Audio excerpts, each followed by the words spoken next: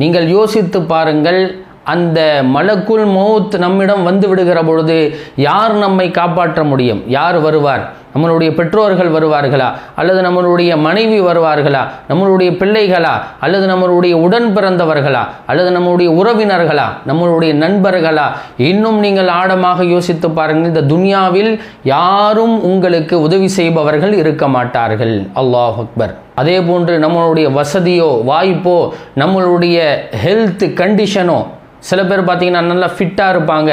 ஃபிட்டாக இருப்பதை கொண்டு மரணம் அவர்களிடம் வராது என்று யாராலும் சொல்ல முடியாது. சகோதரர்களே, யோசித்து பார்க்கிறோம். நம்முடைய திறமையாலோ நம்மளுடைய அறிவாலோ மரணத்தை யாராலும் வெல்ல முடியாது. சகோதரர்களே, மலக்குல் மௌத் வந்துவிட்டால் நாம் யாரை உதவிக்கு தேட முடியும்? யாரும் உதவி செய்ய மாட்டார்கள். சகோதரர்களே, நமக்கு நாமே உதவி செய்யக்கூடியவர்களாக இருக்கிறோம். நீங்கள் யோசித்து பாருங்கள், அந்த மலக்குல் மௌத் நம்மிடம் வந்து விடுகிற